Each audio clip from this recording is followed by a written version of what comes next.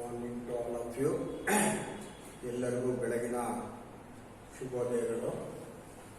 So today let us going to discuss introduction and definition of life. Introduction ಪೀಠಿಕೆ, definition ವ್ಯಾಖ್ಯಾನ. Life ಅಂದ್ರೆ ಜೀವ. So we are going to concentrate what is life. ಜೀವ ಅಂದ್ರೇನು? All of you know what is biology.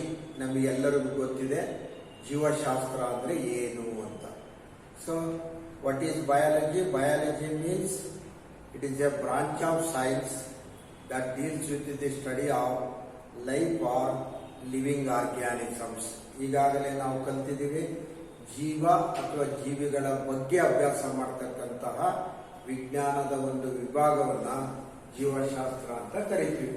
ಹಾಗಾದ್ರೆ the study of life or living organisms. We know living organisms are mainly plants and animals. ಜೀವಿಗಳು ಅಂದ್ರೆ ಸಸ್ಯಗಳು ಮತ್ತು ಪ್ರಾಣಿಗಳು. ಹಾಗಾದ್ರೆ ಅವೆರಡೂ ಕೂಡ ಜೀವಿಗಳು, ಪ್ಲಾಂಟ್ಸ್ ಮತ್ತು ಅನಿಮಲ್ಸ್. ಜೀವಿಗಳು ಅಂತ ಯಾಕೆ ಹೇಳ್ತೀವಿ? Why plants and animals are regarded as living organisms? Because both possess life. ಅವೆರಡಿಗೂ ಕೂಡ ಜೀವ ಇದೆ, ಲೈಫ್ ಇದೆ. ಹಾಗಾದ್ರೆ ಜೀವ ಅಂದ್ರೇನು, ಲೈಫ್ ಅಂದ್ರೇನು? What is a life? It is a term. It is very difficult to define life. ಈ ಲೈಫ್ ಅನ್ನೋ ಪದಕ್ಕೆ ನಾವು ವ್ಯಾಖ್ಯಾನವನ್ನ ಕೊಡೋದು ಬಹಳ ಕಷ್ಟ. ಯಾಕೆ ಇದನ್ನ ಕೊಡೋದು ಕಷ್ಟ ಅಂತ ಅಂದ್ರೆ, ಈಗ ಯಾರಾದ್ರೂ ಒಬ್ಬ ಯಜಮಾನರು ಒಬ್ಬ ವಿದ್ಯಾರ್ಥಿ ಕರೆದ್ಬಿಟ್ಟು ಅಗೋ ಅಲ್ಲಿ ನಾಯಿ ಹೋಗ್ತಾ ಇದೆ, ಬೆಕ್ಕು ಹೋಗ್ತಾ ಇದೆ, ಅದು ಜೀವ ಇದೆಯಾ, ಜೀವ ಎಲ್ಲಿದೆ, ಜೀವ ತೋರಿಸು ಅಂತ ಅಂದ್ರೆ ನಾವು ಹೇಳ್ತೀವಿ ಅಲ್ಲಿ ಹಾವು ಹೊರಗೆ ಹೋಗ್ತಾ ಇದೆ, ಬೆಕ್ಕು ನಡೆದಾಡ್ತಾ ಇದೆ, ನಾಯಿ ಓಡಾಡ್ತಾ ಇದೆ, ಹಕ್ಕಿ ಪಕ್ಷಿಗಳು ಹಾರಾಡ್ತಾ ಇದಾವೆ, ಅವೆಲ್ಲವೂ ಕೂಡ ಜೀವಿಗಳು. ಇಲ್ಲಿ ಕಲ್ಲು ಅಥವಾ ನಿಲ್ಸಿರೋ ವೆಹಿಕಲ್ಲು ಅವು ನಿಶ್ಚಲ ಸ್ಥಿತಿಯಲ್ಲಿದ್ದಾವೆ, ಅವುಗಳಿಗೆ ಜೀವ ಇಲ್ಲ. ಈ ತರ ವಸ್ತುಗಳನ್ನ ನಾವು ತೋರಿಸಿ ಇದಕ್ಕೆ ಜೀವ ಇದೆ, ಜೀವಿಗಳು ಜೀವ ಇಲ್ಲ, ನಿರ್ಜೀವಿ ಅಂತ ನಾವು ಹೇಳ್ತೀವಿ. ಹಾಗಾದ್ರೆ ಇಲ್ಲಿ ನಿಜವಾಗಿಯೂ ನಾವು ಆ ಗಿಡ ಬೆಳೀತಕ್ಕಂಥದ್ದು, ಫ್ಲವರ್ ಅನ್ನ, ಹೂವನ್ನ ಪ್ರೊಡ್ಯೂಸ್ ಮಾಡ್ತಕ್ಕಂಥದ್ದು, ಅಥವಾ ಹಕ್ಕಿ ಪಕ್ಷಿಗಳು ಹಾರಾಡ್ತಕ್ಕಂಥದ್ದು, ಅವೆಲ್ಲ ಜೀವಿಗಳು. ಹಾಗಾದ್ರೆ ಯಾಕೆ ಜೀವಿಗಳು ಅಂತ ಕರಿತೀವಿ? Why they are living organisms? ಯಾಕೆ ಅಂದ್ರೆ, so all these possess some of the characteristic features of living organisms. ಅವುಗಳಲ್ಲಿ ಜೀವ ಅನ್ನೋದಕ್ಕೆ ಹೇಳಬಹುದಾದ ಕೆಲವು ಕ್ಯಾರೆಕ್ಟರ್ಸ್ಗಳು, ಗುಣಲಕ್ಷಣಗಳನ್ನ ಅವುಗಳು ವ್ಯಕ್ತಪಡಿಸ್ತವೆ. ಹಾಗಾಗಿ the sum totality of activities exhibited by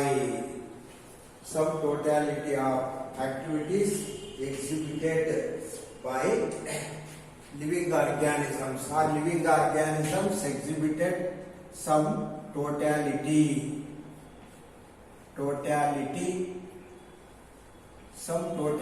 of characters exhibited by living organisms.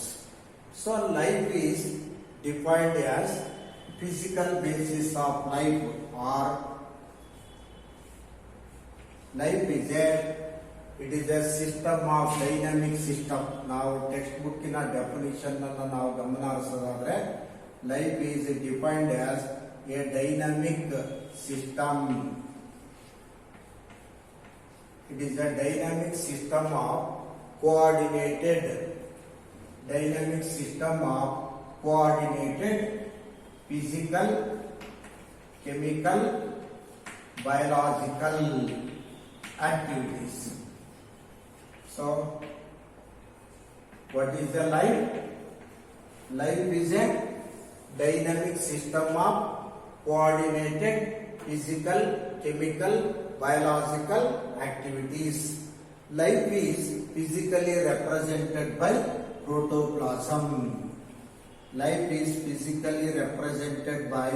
protoplasm. ಇದನ್ನ ಜೀವ ಇರ್ತಕ್ಕಂಥ ಒಬ್ಬ ಜೀವಶಾಸ್ತ್ರ ವಿದ್ಯಾರ್ಥಿಗೆ ಒಬ್ಬ ಯಜಮಾನರು ಅಥವಾ ನಿಮ್ಮ ತಂದೆ ತಾಯಿಗಳು ಕರೆದು ಜೀವ ಎಲ್ಲಿದೆ ತೋರಿಸು, ನಾನು ಜೀವವನ್ನ ನೋಡ್ಬೇಕು. ಜೀವಿಯನ್ನ ತೋರಿಸ್ತಾ ಇದ್ದೀವಿ, ಜೀವಿಯಲ್ಲಿ ಜೀವ ಎಲ್ಲಿದೆ? ಬೆಕ್ಕು ಓಡಾಡ್ತಾ ಇದೆ, ಸರಿ ಜೀವ ಅದು. ಜೀವಿ, ಆ ಜೀವಿಯಲ್ಲಿ ಜೀವ ಯಾವ್ದಿದೆ ಅಂತ ನಿಮಗೇನಾರು ಜೀವಶಾಸ್ತ್ರ ವಿದ್ಯಾರ್ಥಿ ಆಗಿದೆಯಾ ನೀನು? ನನಗೆ ಜೀವ ತೋರಿಸು ಅಂತಾದ್ರೆ ನಾವು ಬಯಾಲಜಿಯಲ್ಲಿ ಏನ್ ಮಾಡ್ತೀವಿ ಅಂದ್ರೆ ಜೀವಕೋಶ, this is A cell. We know cell means structure and functional unit of all living organisms. ಈ ಸೆಲ್ ಅಲ್ಲಿ ಪ್ರಮುಖವಾಗಿ ಸೆಲ್ಲಿನ ಒಳಗಡೆ ಇರ್ತಕ್ಕಂಥದ್ದು ಫಿಸಿಕಲ್ ಬೇಸಿಸ್ ಆಫ್ ಲೈಫ್ ಅಂತ ಕರಿತೀವಿ. ಫಿಸಿಕಲ್ ಬೇಸಿಸ್ ಆಫ್ ಲೈಫ್ ಅನ್ನ ನಾವು ಪ್ರೋಟೋಪ್ಲಾಸಮ್ ಅಂತ ಕರಿತೀವಿ. Protoplasm is regarded as physical basis of life. Physical basis of life. ಜೀವಿಯ ಭೌತಿಕ ಹಂತವನ್ನ ನಾವು ತೋರಿಸೋದಾದ್ರೆ ಸೆಲ್ ಅಲ್ಲಿ ಇರ್ತಕ್ಕಂತಹ ಪ್ರೋಟೋಪ್ಲಾಸಮ್ ಅನ್ನ ತೋರಿಸ್ತೀವಿ. ಪ್ರೋಟೋಪ್ಲಾಸಮ್ ಅಂದ್ರೆ ಫಿಸಿಕಲ್ ಬೇಸಿಸ್ ಆಫ್ ಲೈಫ್. ಜೀವಿಯ ಎಲ್ಲಾ ಲಕ್ಷಣಗಳನ್ನ ಹೊಂದಿರುವ ಜೀವಕೋಶದ ಜೀವಂತವಾಗಿರ್ತಕ್ಕಂಥ ಭಾಗ protoplasm. Physical basis of life. ಹಾಗಾದ್ರೆ ಪ್ರೋಟೋಪ್ಲಾಸಮ್ ಅಂದ್ರೆ ಏನು? ಪ್ರೋಟೋಪ್ಲಾಸಮ್ ಅಂದ್ರೆ it is a complex colloidal substance. Complex ಸಂಕೀರ್ಣವಾದ ಕಲಾಯ್ಡಲ್ ಹಂತದ, ಕಲಾಯ್ಡಲ್ ಅಂದ್ರೆ ನೀದರ್ ಸಾಲಿಡ್ ನಾರ್ ಲಿಕ್ವಿಡ್, ಮಧ್ಯದಲ್ಲಿರ್ತಕ್ಕಂಥ ಒಂದು ಹಂತ. So complex colloidal substance present inside the cell. ಸೆಲ್ಲಿನ ಒಳಗಡೆ ಇರ್ತಕ್ಕಂತಹ ಒಂದು ಲಿವಿಂಗ್, ಬಹಳ ಸರಳವಾಗಿ ಹೇಳೋದಾದ್ರೆ the living component of a cell is called protoplasm. Protoplasm usually surrounded by plasma membrane. Protoplasm is surrounded by a delimiting layer called plasma membrane. It is usually present in both plant cell as well as animal cell. Protoplasm ನ ಸುತ್ತ ಒಂದು ಮಿತಿಯನ್ನ limit ಮಾಡತಕ್ಕಂತಹ ಒಂದು boundary ಇದೆ. ಅದನ್ನು ನಾವು plasma membrane ಅಥವಾ ಸೆಲ್ ಮೆಂಬ್ರೇನ್ ಅಂತ ಕರಿತೀವಿ. ಕೋಶ ಭಿತ್ತಿ, ಕೋಶದ ಮೆಂಬ್ರೇನ್, ಜೀವಕೋಶದ ಬೌಂಡ್ರಿ ಅದು. ಇದರ ಸುತ್ತ ಸೆಲ್ ವಾಲ್ ಇರುತ್ತೆ. ಯಾವಾಗ ಸೆಲ್ ವಾಲ್ ಇರುತ್ತೆ ಅಂದ್ರೆ if the cell is belong to plant cell ಅಲ್ಲಿ ಇದ್ರೆ ಮಾತ್ರ outer to plasma membrane cell wall is present. ಸಸ್ಯ ಜೀವಕೋಶದ ಮತ್ತು ಪ್ರಾಣಿ ಜೀವಕೋಶದ ಪ್ರೋಟೋಪ್ಲಾಸಮಿನ ಸುತ್ತ ಪ್ಲಾಸ್ಮಾ ಮೆಂಬ್ರೇನ್ ಇದೆ. ಪ್ಲಾಸ್ಮಾ ಮೆಂಬ್ರೇನ್ ನ ಸುತ್ತ ಸೆಲ್ ವಾಲ್ ಸಸ್ಯ ಜೀವಕೋಶದಲ್ಲಿ ಮಾತ್ರ ಇರುತ್ತೆ. If this cell is surrounded by cell wall outer to plasma membrane, that is called plant cell. If cell wall is absent outer to plasma membrane, that is called animal cell. ಹಾಗಾದ್ರೆ what is protoplasm? The living content of a cell. Protoplasm ಅಂದ್ರೆ living content of a cell. ಜೀವಕೋಶದಲ್ಲಿ ಇರ್ತಕ್ಕಂಥ, ಜೀವ ಇರ್ತಕ್ಕಂಥ ವಸ್ತು. ಇದನ್ನ ನಾವು physical basis of life ಅಂತ ಕರಿತೀವಿ. ಇದರಲ್ಲಿ ಪ್ರಮುಖವಾಗಿ TH ಹಕ್ಸ್ಲೆ, HUXLEY, ಈ ತರ ಒಬ್ಬ ವಿಜ್ಞಾನಿ TH ಹಕ್ಸ್ಲೆ ಅಂತಕ್ಕಂಥವನು ಭೌತಿಕವಾಗಿ ನೋಡಬಹುದಾದ ಜೀವ ಇರುವ ವಸ್ತು ಅಂದ್ರೆ protoplasm. Protoplasm is a living content of a cell present both in plant and animal cell. So we know what is a life. Life is a dynamic system of coordinated physical, chemical, biological activities which is physically represented by life is physically represented by protoplasm. So let us study what are the properties of life. ಲೈಫಿನ ಜೀವಿಗಳ properties of living organism. ಇದರಲ್ಲಿ ನಾವು ನೋಡಿ ಸ್ವಲ್ಪ changes ಅನ್ನ ಮಾಡ್ಕೊಳ್ತೀವಿ. Properties of life ಅಂತ ಕರೆಯಲ್ಲ, properties of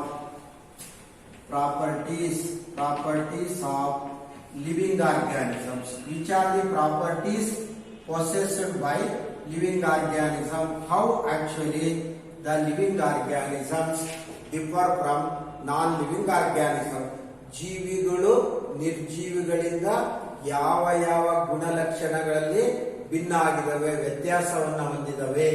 so here we do not going to study properties of life ಅಂತ ಕರೆಯಲ್ಲ, properties of living organisms. So the first and foremost property of living organism is the presence of protoplasm. Presence of protoplasm. All living organisms possess the living content of cell called protoplasm. So, ಈ protoplasm ಗೆ ಜೀವಿಯ ಗುಣಲಕ್ಷಣಗಳನ್ನು ತೋರಿಸುವ character ಇದೆ. It is the living content of cell. It exhibits the few living properties. ಇದರಲ್ಲಿ ಕೆಲವು living properties ಇದೆ. Which are the living properties exhibited by protoplasm? Protoplasm ಜೀವಿಯ ಕೆಲವು ಲಕ್ಷಣಗಳನ್ನು ತೋರಿಸುತ್ತೆ. Which are the characteristics shown by protoplasm? That is called growth ಇದೆ, respiration, growth, respiration, responsiveness,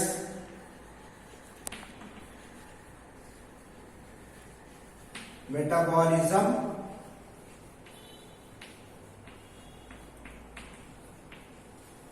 irritability, etc. These are the characteristics exhibited by protoplasm.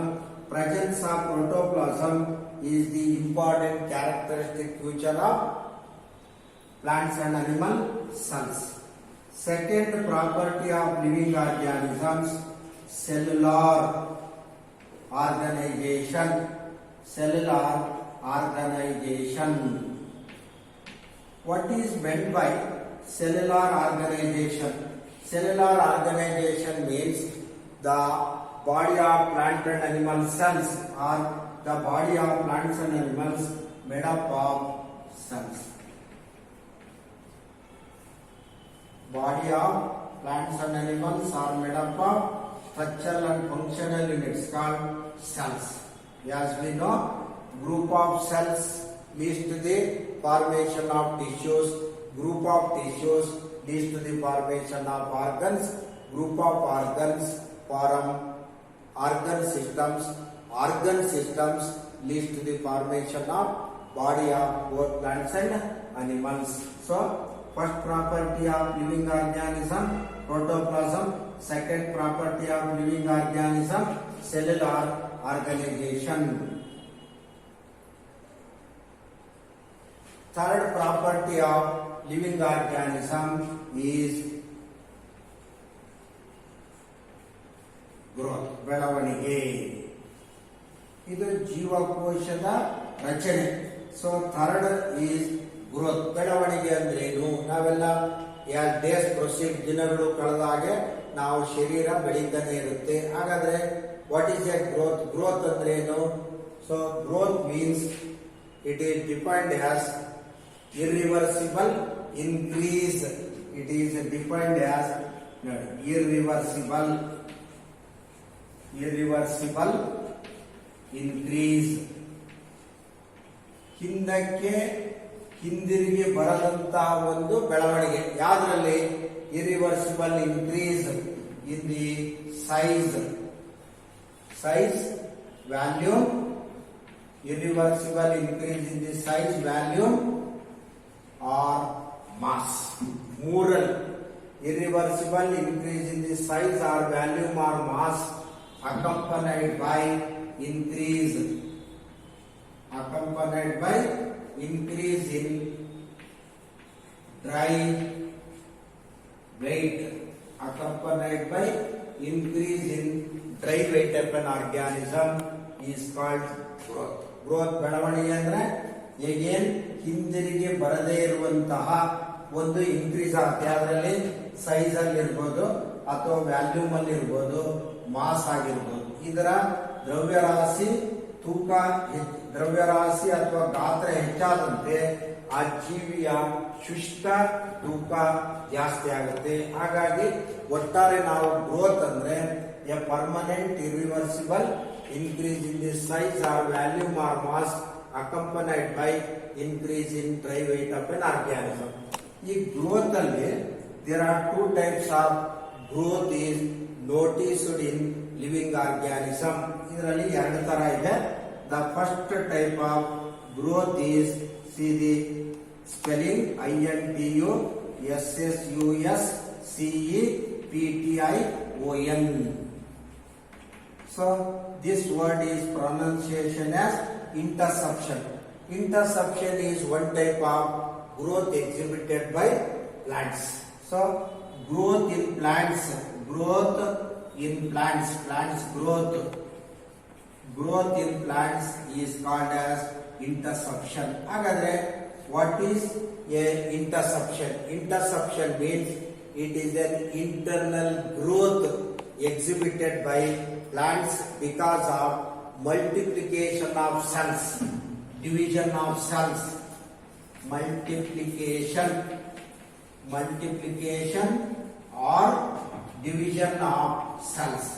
ಜೀವಕೋಶಗಳ ವಿಭಜನೆಯಿಂದ ಕೋಶ ವಿಭಜನೆಯಿಂದ ಕೋಶಗಳ ಸಂಖ್ಯೆ ಹೆಚ್ಚಾಗ್ತಾ by means of mitotic type of cell division, the number of cells increases followed by increasing the amount of protoplasm. ಸೆಲ್ಲಿನ ಸಂಖ್ಯೆ ಜಾಸ್ತಿ ಆದಂಗೆ automatic ಆಗಿ ಸೆಲ್ಲಿನ ಒಳಗಡೆ ಇರತಕ್ಕಂತ ಪ್ರೋಟೋಪ್ಲಾಸಂ ಪ್ರಮಾಣ ಜಾಸ್ತಿ ಆಗುತ್ತೆ. Such a type of internal growth shown by plants due to multiplication of cells followed by increasing the concentration of protoplasm is called interception. Such a growth takes place in plants continuously. ಇದರಲ್ಲಿ ಈ ತರ growth ನಿರಂತರವಾಗಿ ಸಸ್ಯಗಳಲ್ಲಿ ನಡೀತಾನೆ ಇರುತ್ತೆ. Interception is a type of growth in plants. It occurs continuously. Second type of growth is ACCRETION, accretion. It is another type of growth occurs in non-living organisms. ಹಾಗಾದ್ರೆ ನಿರ್ಜೀವಿಗಳು ತೋರಿಸುವಂತ growth ಅನ್ನ ನಾನು ಅಕ್ರೀಷನ್ ಅಂತ ಕರಿತೀವಿ. ಹಾಗಾದ್ರೆ what is accretion? The growth occurs in non living organism. How it occurs? ಈಗ ನಾವು for example ಮಾತಾಡುವಾಗ ಯಾವುದೇ ಫಾರ್ ಎಕ್ಸಾಂಪಲ್ ದೇವಸ್ಥಾನದಲ್ಲಿ ಇರ್ತಕ್ಕಂತಹ ಒಂದು ಪೂಜೆ ಮಾಡ್ತಕ್ಕಂಥ ಬಸವಣ್ಣ ಇರ್ಬೋದು ಅಥವಾ ಆಂಜನೇಯ ಇರ್ಬೋದು ಅಥವಾ ಯಾವುದೇ ದೇವರು ಇರ್ಬೋದು, ಪ್ರತಿ ವಾರ ನಾವು ಅದಕ್ಕೆ ಎಣ್ಣೆಯನ್ನ ಹಚ್ಚಿಬಿಟ್ಟು ಅಭಿಷೇಕ ಮಾಡೋದ್ರಿಂದ ಹೊರಗಡೆ ಇರತಕ್ಕಂಥ ಧೂಳಿನಂತಹ ಪದಾರ್ಥಗಳು ಅದರ ಮೇಲೆ ಎಣ್ಣೆ ಜಿಡ್ಡಿನ ಮೇಲೆ ಕೂತು ಆ ಶಿಲೆಗಳು ಮೂರ್ತಿಗಳು ಆ ಜಿಡ್ಡು ಕೂತು ಎತ್ತರ ಆಗುತ್ತೆ. ಅದಕ್ಕೆ ನಾವೇನ್ ಹೇಳ್ತೀವಿ ಅಂದ್ರೆ ದೇವರು ಬೆಳೀತಾ ಇದೆ ಅಂತ. ಆ ತರ ಗ್ರೋತ್ ನಿಜವಾಗಿಯೂ ಕೂಡ ಈ ಮೇಲೆ ಹೇಳಿರ್ತಕ್ಕಂತಹ ಮಲ್ಟಿಪ್ಲಿಕೇಶನ್ ಆಫ್ ಸೆಲ್ಸ್ ನಿಂದಾಗ್ಲಿ ಅಥವಾ ಪ್ರೋಟೋಪ್ಲಾಸಮಿನ ಪ್ರಮಾಣ ಹೆಚ್ಚಾಗೋದ್ರಾಗ್ಲಿ ಆಗೋದಿಲ್ಲ. There is no actual growth in non living organism. It occurs due to deposition of external substances on their surface. ಅದರ ಬಾಹ್ಯ ವಸ್ತುಗಳ ನಿರ್ಜೀವ ವಸ್ತುಗಳ ಮೇಲೆ ವಾತಾವರಣದ ವಸ್ತುಗಳು ಡೆಪಾಸಿಟ್ ಆಗೋದ್ರಿಂದ the growth occurs in non living organisms due to deposition of external atmospheric substances on their surface. ಇದನ್ನು ನಾವು ಅಕ್ರೀಷನ್ ಅಂತ ಕರೀತೀವಿ. So increasing the size of ಕ್ರಿಸ್ಟಲ್ಸ್ಗಳು ಅಥವಾ ಸ್ಯಾಂಡ್ ಮೌಲ್ಡ್ಸ್ಗಳು ಈ ತರ ಅಥವಾ ಮೌಂಟೈನ್ಸ್ಗಳು ಇವೆಲ್ಲ ದಿನೇ ಈ ತರ ಇನ್ಕ್ರೀಸ್ ಆಗ್ತಾ ಇರ್ತವೆ, ಸೈಜ್ ದೊಡ್ಡದಾಗ್ತಾ ಇರುತ್ತೆ. Such A type of growth in non living organisms is called accretion.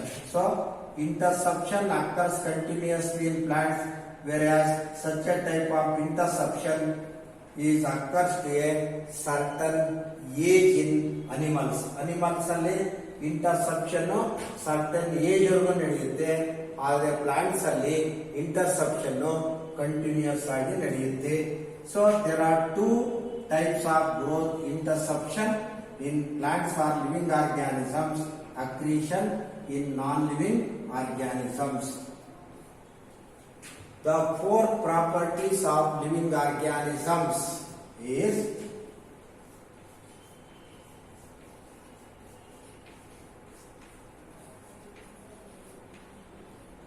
metabolism. So what is metabolism? Metabolism means the sum total of biochemical activities, sum total of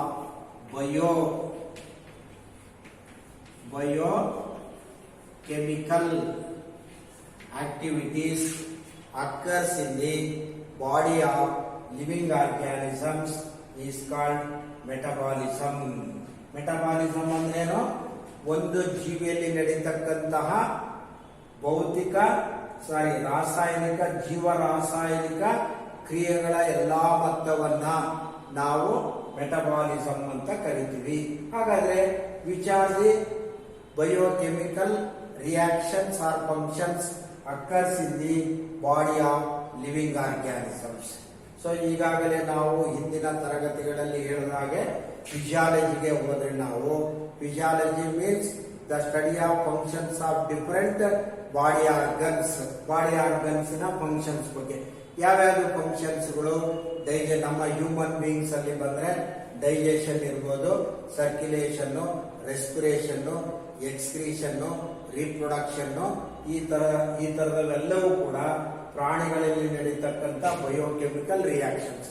ಸಸ್ಯಗಳಲ್ಲಿ ನಡೀತಕ್ಕಂಥದ್ದು ಅಂದ್ರೆ ರೆಸ್ಪಿರೇಷನ್ ಇರ್ಬೋದು, photosynthesis ಇರ್ಬೋದು, responsiveness ಇರ್ಬೋದು, ಈ ತರದವೆಲ್ಲ ನಾವು metabolism ಅಂತ ಕರಿತೀವಿ. So metabolism ಅಂದ್ರೆ some total of biochemical activities exhibited by living organism is called metabolism.